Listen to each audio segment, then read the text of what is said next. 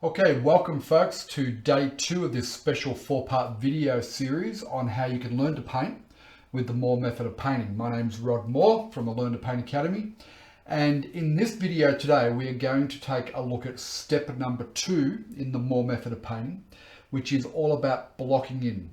Now before we do that, if you have not watched video 1, I highly recommend that you watch them in order and sequence, as that will make the most sense in terms of explaining how to improve your painting with the Moore method of painting. So make sure you go back and watch video 1. Now I'd also like to thank all those people who have already watched video 1 and given me great feedback on it. I really do appreciate the feedback and to know that this has been beneficial for you so far. And by the time we finish this video series, I'm confident that you'll be able to go and improve your painting quite dramatically. So in this video, we're going to talk about block-in.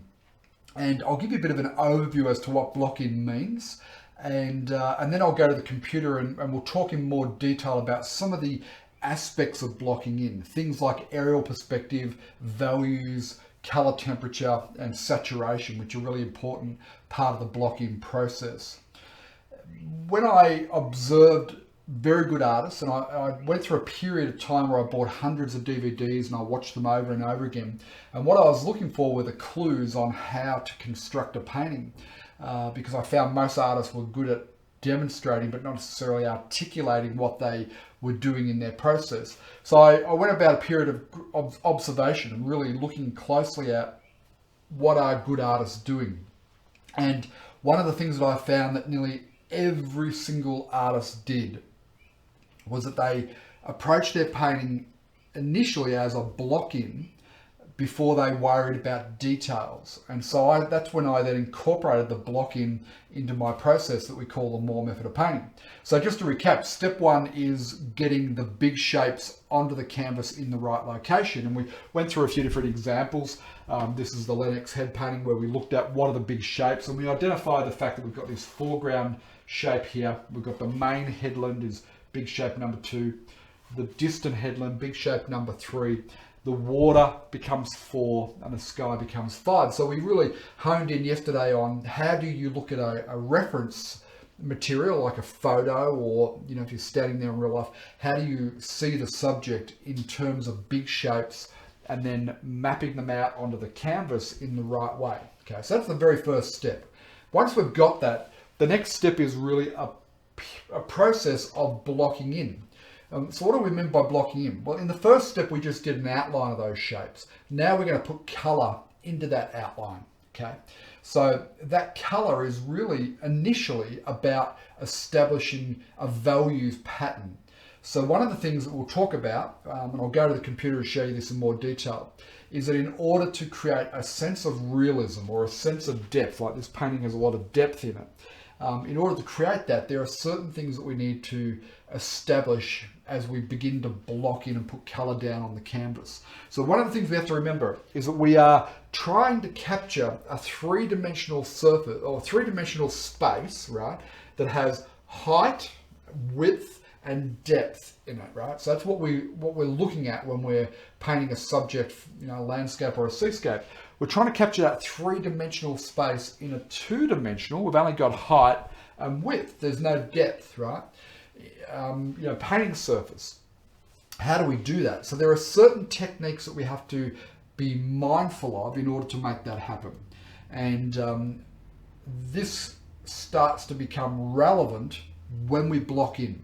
So our block-in is all about mixing up color and putting it in the right place on the canvas, using our big shape outline or our drawing from step 1 as a guide, but not as the gospel, if that makes sense, right? So one of the mistakes that I see is that beginners will often have their very neatly drawn out shapes from step 1, and then they will go and color in around those lines. So you want to be mindful that we're not here to color in the big shapes. We're here to put color down using the drawing as a guide, as a reference, and we have the freedom to move the lines and to move that shape around as we block in. Okay.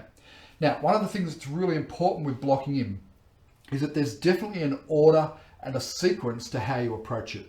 So you may have seen artists like Bob Ross and Bill Alexander and those type of artists who they have what I would call a top-down approach, right? They start at the sky and they work their way down the canvas. You know, the sky, then they do their mountains, and then they do some trees, and they progressively work their way down and forward in the subject, right? And that's fine, that works. But what we teach here in the Moore method of painting is looking back at some of the old master artists, how they approach the blocking part of their painting, and we apply that to what we do. And there's a good reason for that. You know, most of the old master artists were painting in oils, and oils require a particular approach. And what I've done is I've mapped out that approach, and I've applied it in such a way that you can either paint in oils or acrylics, and it's the same process, right? And that means that our students have been able to go from acrylic to oil or from oil to acrylic, and the transition is fairly seamless. Now, watercolors is different again, so we'll keep watercolor out of the mix for the moment. But the old masters would block in, and they would typically paint their darkest darks, and progressively work backwards from their darkest darks. Okay. Now, this is about understanding values and an aerial perspective and so on. But let me just give you a couple of key points for your blocking, and then I'll go to the computer and I'll break down some of these elements in a bit more detail for you. Okay. So the first really key here is that when you're blocking in, you need to use big brushes, right? So let me grab a couple of brushes to show you.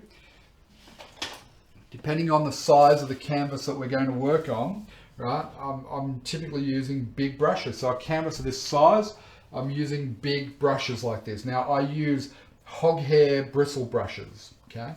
I don't mind that they get all crusty and so on, especially with the blocking. It really doesn't matter if you get outside your lines and so on. We can adjust that quite easily, okay? Or I'm using a 1-inch sort of flat brush. Okay, so I recommend that you use big brushes for your blocking. Okay, that's the first tip. The second tip is when you do your blocking, it's about establishing a values pattern, color temperature, and saturation more than it is about details. So when we block in an area like this headland here, for instance, in the blocking step number 2, there's no details here. What we're looking for is the dark value, which is this value in here, this color, you can see it peeking through. And this whole headland was blocked in using that dark. And we're looking to go from our darkest darks progressively back to our lighter darks and eventually our lights up here, our lightest light, right? And that's how we're approaching our blocking. So big brushes, no detail whatsoever, okay, really important. And we're trying to establish a values pattern and color temperature and saturation. And we'll talk more about what those mean in just a moment. One other thing that's really important with the blocking, and it doesn't matter if you are painting in acrylics or oils. When I did the drawing, you saw that I made the point that you want to make sure that the mixture of the paint, the consistency or the viscosity of it, right, how thick the paint is, I thinned it right down using water. Okay, now I typically paint in water mixable oils or acrylics, and both of those I just use water to thin that paint right down. If you're painting in traditional oils, you may need a thinner, like a linseed oil or something like that, to thin it down. But our thinnest paint is used for the drawing, but our blocking also requires that we use very thin paint, because we have to come in and put paint over the top of that to get these details and textures and things in there. So we have to paint our blocking stage with very thin paint. So make sure you appreciate and understand the consistency of the paint. Now this can take a bit of getting used to. You know, when you're starting out, getting the right feel for the paint is challenging for a lot of artists, right? It took me a while to really get a feel for how to paint thinly with oils, because with oils we want to work progressively from our thinnest paint to getting thicker and thicker paint as we go, especially if we're painting what we call alla prima. Alla prima is where we paint in one sitting, right? My approach is typically to get my step 2 done, our blocking, and then to take a half hour to a 1 hour break. Okay, now why do we do that? The main reason is if you're painting with acrylics, then what happens with acrylics is they start to dry out and they become tacky or sticky. You know, you'll be able to feel it to your touch that it's become sort of a bit sticky. And when acrylics become a bit sticky like that, they're not very good to work back into. So for artists who aren't that experienced, I don't recommend trying to paint over your acrylics when they're getting tacky like that. Better to wait half an hour, let them fully dry off, and then come back and have another go, and then do step 3, over the top of that dried block in. If you're doing with oils, then water mixable oils are great because the water will dry out and then the paint will set off a little bit, and that'll go a little bit tacky. Now, oils are very good to work with when they're tacky, right? Traditional oils might take a little bit longer, so you need to therefore use more alla prima techniques, which we can talk about. So we've got to keep our paint consistency quite thin during our blocking so that we can work over the top. So this is just one layer that we're going to apply during the blocking. Okay, so let me just recap. We want to use big brushes, right, and just get paint down as part of our blocking. We want to keep that paint quite thin so that we can work over the top of it later on. We don't want to worry about details. It's more important at this stage that we're blocking in with the right value, the right temperature, the right saturation. That's really what we're looking for during our blocking phase. So what we're going to do, I'm going to go to the computer and we're going to walk you through things like aerial perspective. Aerial perspective is, there's a few different elements to aerial perspective, but when you understand them, it'll help you create a sense of depth in your painting, okay? So I'm going to walk you through the keys to aerial perspective, and then we're going to look at values, we're going to look at temperature, and we're going to look at saturation as 3 of the components of aerial perspective. There are others like edges and so on, but we'll just focus in on those 3 for the blocking. These are the things we need to get most right. So let me go to the computer. I'll walk you through that in a little bit of detail, and then I'll rejoin you in the studio after that. Okay, so the very first thing we want to talk about is aerial perspective. Now, aerial perspective is creating a sense of depth into a painting, a sense of realism, so that we're taking a 3-dimensional world and we're putting it down onto a 2-dimensional surface. So let's start off by just putting our surface here. Most of the times when we do a painting, either landscape or seascape, we are going to use a canvas. It's going to be like that now. You have to forgive my drawing on the computer here, but you get the idea. It's either going to be a rectangle or it's going to be a square, generally speaking, right? So our objective here is to get onto this 2-dimensional surface the feeling of a 3-dimensional subject if we're painting landscape or seascape, or even still life, right? Now, if you're painting abstracts, then this doesn't apply so much, but it still does to a degree. Some of the other concepts we're going to talk about apply as well. So in terms of our canvas here, there's a few different considerations. Actually, the horizon line we would have worked out in step 1, our drawing, right? So let me just come here and change our pen. So we will have our foreground here, okay? Then we have middle distance, and then we will have our distance, okay, generally speaking. So our sky is obviously further away, and that sits at the top of the canvas, so that's going to be our more distant subject. So if you think about a typical subject where you've got, say, a typical landscape, you've got a range of mountains there, and then you've got some trees sitting in front of those mountains, okay? And then maybe you've got a little cottage here, and a path that leads you into the cottage, and then you've got some foreground shrubs and things like that, right? Pretty basic little landscape sort of setup. So we've got a foreground here, we've got a middle distance, and then we've got our sky, and let's say we've got some fluffy clouds in the sky there, okay? Like so. Put another one there. Okay, so that's a really simplistic sort of look at a landscape type painting. But what I want to use it for is to illustrate the keys to creating a sense of depth into this painting. There's a number of devices that we can use that I'll explain to you now that will help us to make this painting have more of a feeling of depth than what it might otherwise have. So let me just come in here and we'll grab a different pen. We'll go with our purple one here. So the very first thing is values, okay? And I'm going to give you the rules that you want to follow. Now, every rule can be broken, of course, but we need to have the rules before we can break them in a way that makes sense. Okay, so values is darkness to lightness. And I'll explain this in more detail in the next section. But for now, understand that every painting has dark to light subjects and it's on a scale, right? So the important rule that you need to know is that when we're considering our foreground here, middle distance and distance, from a values perspective, our darkest objects, generally speaking, are going to be in our foreground area, closer to us, right? And our lightest objects are going to be furthest away. So typically we set up our value structure by moving from our darkest items to our lightest items progressively. And there's usually a couple of steps in that, depending on how detailed you want to get with your values. So that's the first thing that will help create a sense of aerial perspective.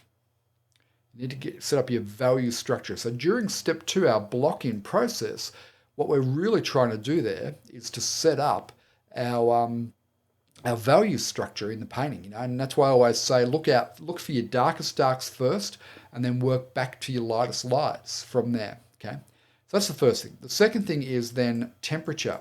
Okay, the temperature of the paint makes a big difference on aerial perspective. Okay, so we want to go from warm to cool with our temperature, right? So our warmest colors are going to be in the foreground and our coolest colors are going to be off in the distance.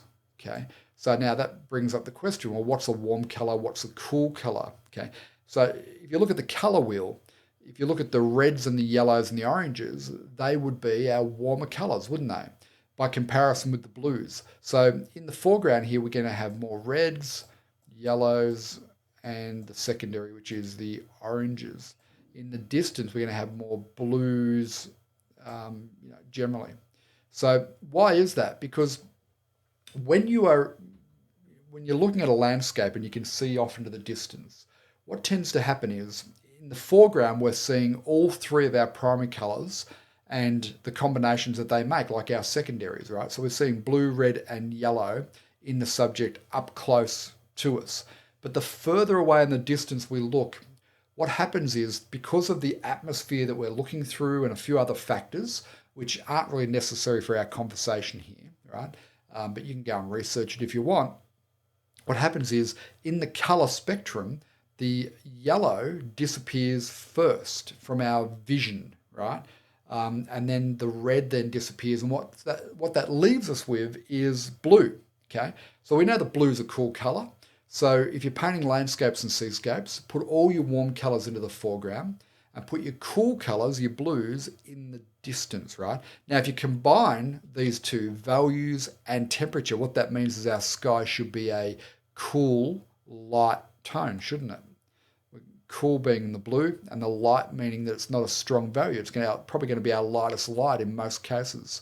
So we've got values and we've got temperature. If we apply those two things, then we are going to automatically start to build a sense of depth into our painting. Now, perfect. I'll grab this grey one here and we'll go saturation. Okay. Sat stands for saturation. Okay, so what we do is we move from highly saturated to desaturated. Okay, what do I mean by that? Well, when you squeeze a tube of blue paint out of the tube onto the palette, it's what we call highly saturated. It's as blue as it's going to get, right? It's not going to get any bluer. And the problem with paint that we squeeze out of the tube is that it's very rarely the colors we observe in a landscape or a seascape. Pardon me. Now, granted, if you're doing abstracts, then the highly saturated colors play a role, right? But in a more realism style of painting, saturated colors can be a hindrance rather than a positive, right? So what tends to happen is, with aerial perspective, highly saturated in the foreground and desaturated in the distance, okay? So same principle as our values and our color temperature. By degrees, we start to saturate off the color, right? And the way we do that is pretty simple. If we're talking about blue, for instance, we can grey down that colour or desaturate it by adding its complement into the blue. The complement of blue is orange, the other two primary colours, right? So just a little bit of orange into your blue will help to grey that blue off or desaturate it. So this is a process of greying colour back. The further in the distance it is, the less vibrant the colour, the less saturated. It becomes greyer, okay? So you need to apply that to your painting setup. And we do these, we think about these three elements: values, temperature, and saturation, okay, when we do our block in. And this is step 2 of the MMOP method. So it's important that you understand these three, okay, because they come into play in our blocking. If we don't get our blocking right, same as when we're talking about step 1, we need to get our drawing right. We need to get our big shapes identified and put into the right location on the canvas. If we don't get that right, then we're starting off with a fundamentally flawed painting, right? So then we come to our blocking. If we don't get our value structure right and we don't get our temperature in the right place and our saturation of color, then we've fundamentally got a flawed painting from the outset, right? Now, these are general rules and principles. Every painting is going to have a variation of how specifically you apply these, but if you keep these three things in mind, it will set you up for greater success with your painting, okay? So what I'm going to do is I'm going to go now and we're going to look at values in a little bit more detail, then we'll look at temperature, and then we'll look at saturation of color in just a little bit more detail. Okay, let us first talk about values. Now, values are darkness to lightness and a really important part of creating any sense of realism in your painting process. So if we have a look at this little sketch that I did, this is the Glasshouse Mountains. What we can see there is a number of different big shapes, as we talked about in step 1. We've got our main tree and foreground. We've got a distant row of trees. Then we've got the mountain range, and then we've got the sky there, right? So how do we identify the values? Well, one easy way to do that is to turn your photo reference material into black and white. And then once we've got that, we can easily see the value structure. So you can see that this main tree has the darkest darks in it, and the shadow there has the darkest darks in it. Even though we've got some highlights over those darks, primarily the darkest darks in this painting are in the foreground tree, right?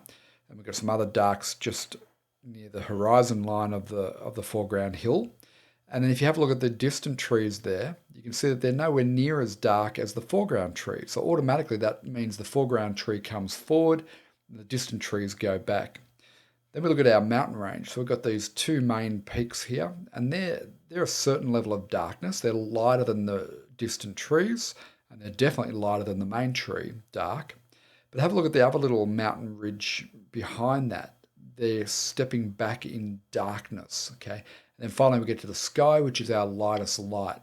So one of the keys to setting up good painting is to be able to identify where our darks and how do we progressively work backwards to our lightest light. So our darkest darks to our lightest lights. Generally speaking, our darkest darks will be in the foreground and they'll progressively get lighter as we move further away into the distance. Okay, that's a good way to think about it. Now, I say generally speaking because there's always an exception to every rule. One thing to note though is if you think about the fall of light coming from the sky and you look at this tree, so typically our vertical planes, so things that are moved from the ground up towards the sky, are going to have darker darks in them than the horizontal planes. So the foreground hillside here is going to be lighter in value than the darks in the vertical plane being the tree. Okay, so it's just something you need to be mindful of as you set up your values structure.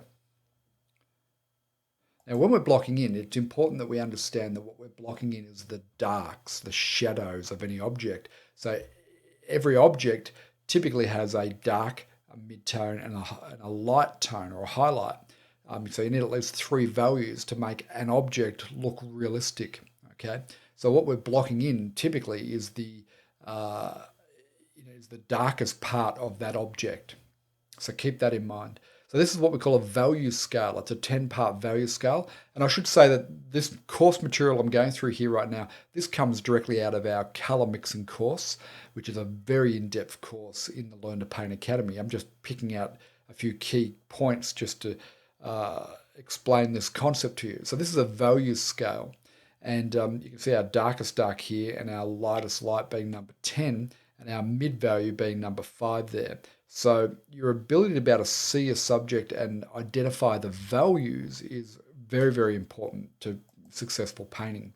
When we transfer that to color, we'll have our darkest dark being the most purest color, and then it lightens off progressively till it eventually gets back to white. Okay, so color also has a value. It's not just about black and white scales. Okay.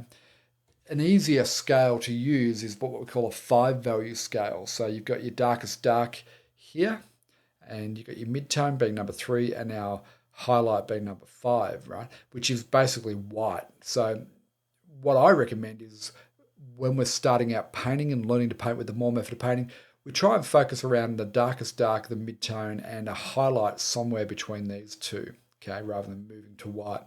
Keeping our value scale simpler than a more complex 10-part value scale.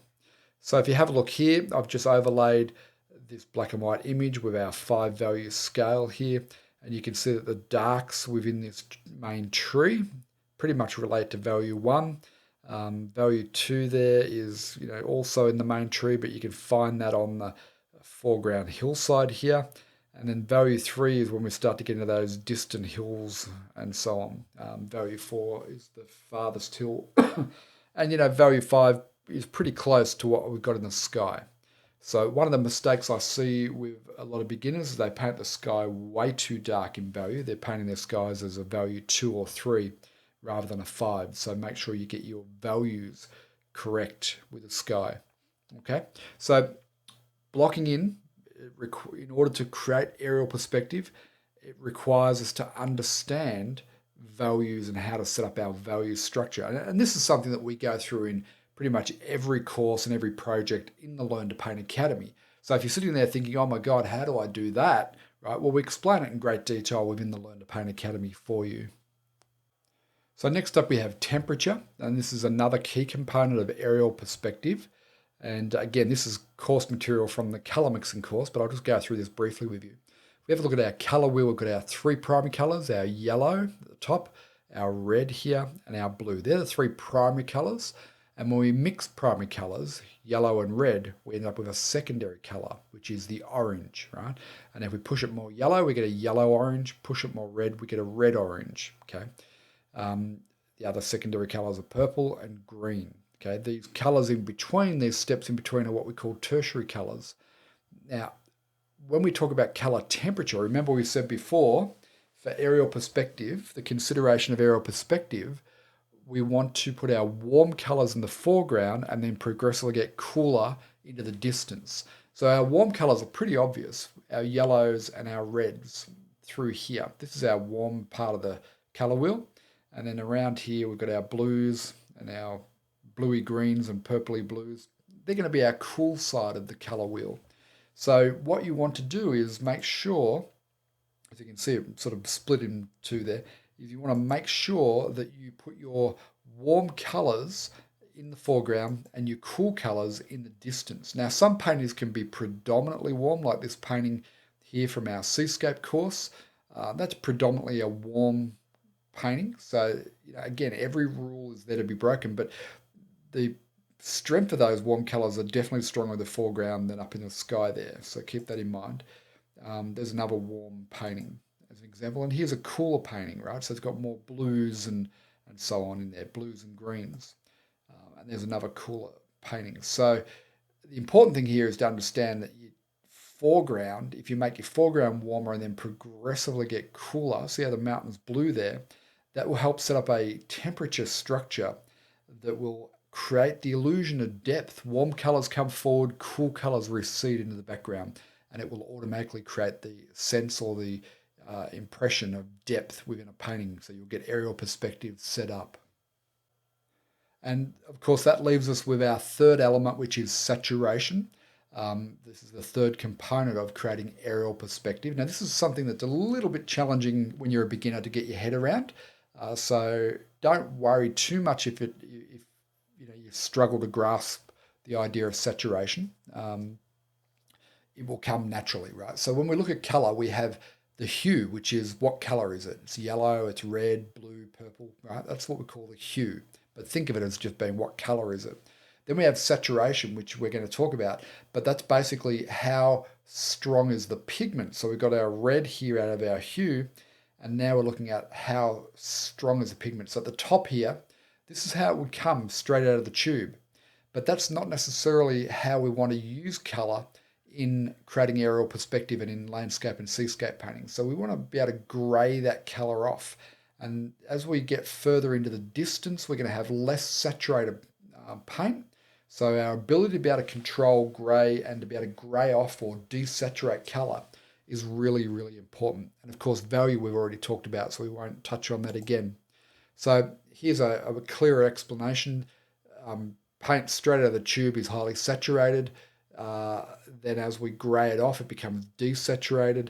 And then we finally get to fully grey because we put too much grey into the mix, or we've desaturated it so much that we get to zero saturation. There's no red left in it, right? How do we desaturate a colour like red?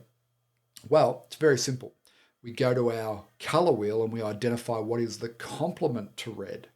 The complement to red is green. So we progressively add more and more green into our red, and that will desaturate it, okay? So always add the complement to desaturate your colours.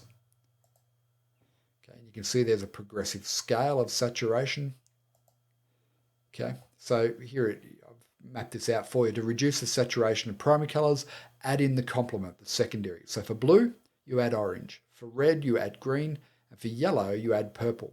I recommend getting yourself a copy of the colour wheel and having that in your studio so you can always reference it again so you know exactly if I've got red, or let's say I've got green, right? And I want to desaturate my greens, which is common in a landscape. You just add a little pinhead of red to it. And the more red you add, the more desaturated that green will become. If you want to, if you've got purple in a shadow, but you need to desaturate that, add a little bit of yellow to it, and so on. So you can follow along there. Okay, now to reduce the saturation of the secondary colours, if you're working with orange, you add blue. If you're working with green, you add red. If you're working with purple, you add yellow. Now, if you have a look at this photo here, I think this is just a classic example of saturation. Okay, so in the foreground, and also it's pretty much a great example of everything we've talked about, right? We've talked about values, we've talked about temperature, and we've talked about saturation. So let's just have a quick look at this. The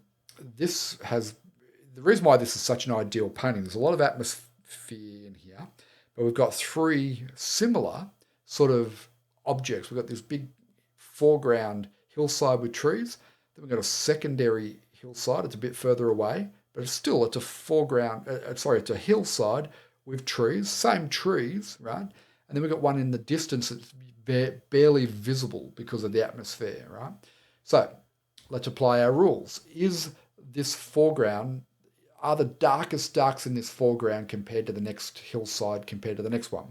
And the answer is obvious. The darkest darks in this picture are definitely in this foreground hill. So we move back. The second hill, the dark's nowhere near as dark, and then the third hill, it's very light. So our values stack up, right? We've got a values pattern here.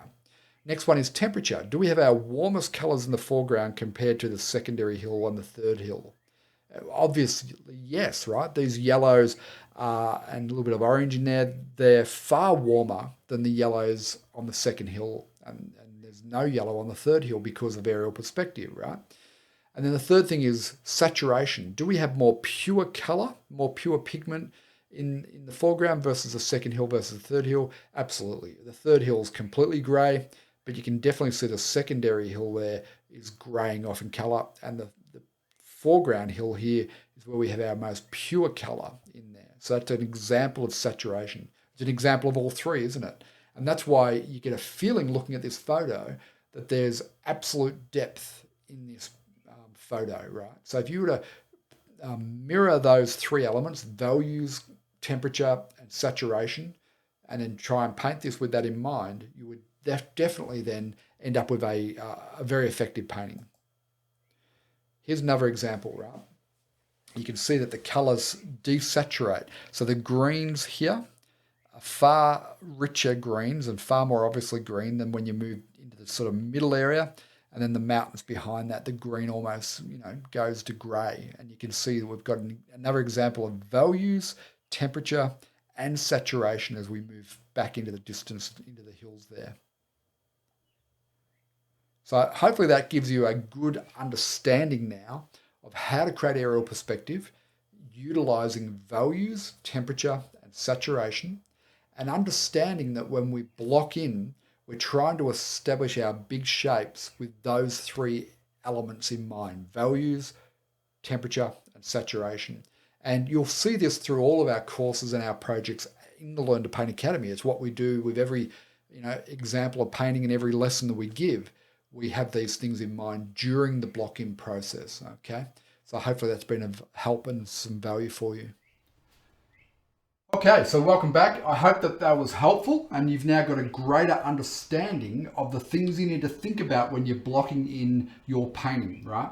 So that you can see how we've gone from step one, our drawing, we're now doing our blocking, and how that then sets us up for success to move on to step three, which we'll talk about in tomorrow's video. If this video has been helpful to you, then please leave a comment, a question, share your thoughts and feedback in the comments underneath. And you'll also see that there's a share buttons there. You can share it on Facebook and so on.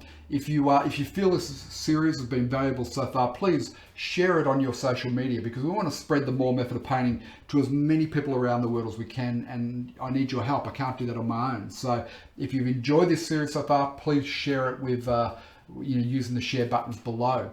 So just as a quick reminder, in video 4, I'm going to give you a very special offer on the Learn to Paint Academy. It's the only time you'll see this particular offer, and it is the best way to join the Learn to Paint Academy. So look out for that in video 4.